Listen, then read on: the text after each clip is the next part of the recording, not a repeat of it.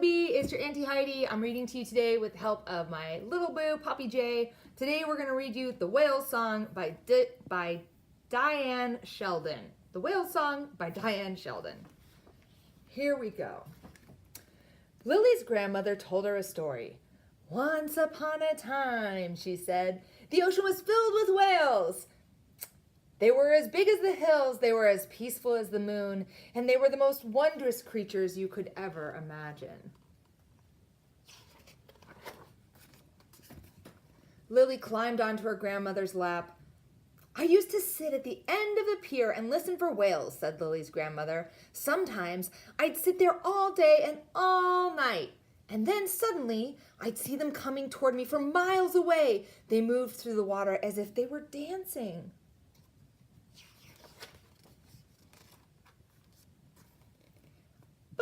Why did they swim to you, Grandma? Asked Lily. How did they know you were there? Lily's grandmother smiled. Oh, you had to bring them something special, a perfect shell or a beautiful stone. And if they liked you, the whales would take your gift and give you something in return. What would they give you, Grandma? Asked Lily. What did you get from the whales? Lily's grandmother sighed. Once or twice, she whispered.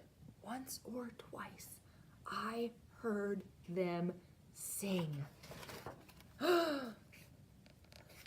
Lily's great-uncle Frederick stomped into the room. That's nothing but a silly old tale, he snapped. Whales were important for their meat and for their bones and for their blubber. If you have to tell Lily about whales, then tell her something useful. Don't fill her with that nonsense. Singing whales, indeed.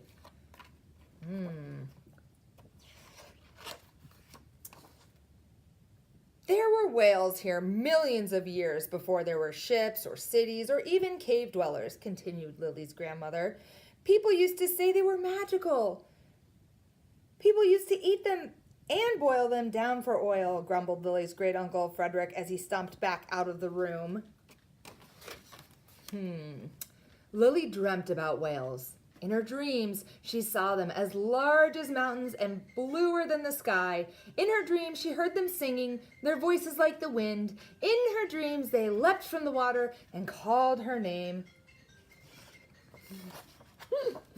In the morning, Lily went down to the ocean, to the place where no one fished or swam or sailed.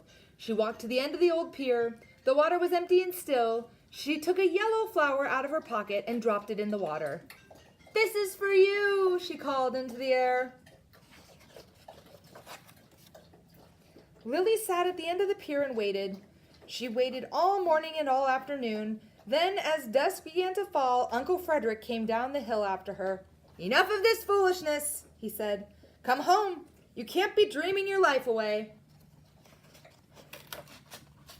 That night, Lily awoke suddenly. The room was bright with moonlight. She sat up and listened. The house was quiet. Lily climbed out of bed and went to the window. She could hear something in the distance on the far side of the hill. She raced outside and down to the shore. Her heart was pounding as she reached to the sea. There, enormous in the ocean, were the whales. Ah! They leapt and jumped and spun across the moon. Their singing filled the night, and Lily saw her yellow flower dancing on the spray.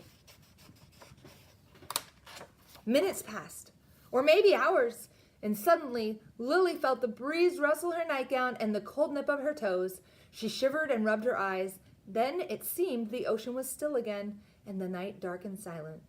Lily thought she must have been dreaming. She stood up and turned toward home. Then from afar, far away, on the breath of the wind, she heard, Lily, Lily. The whales were calling her name. The end.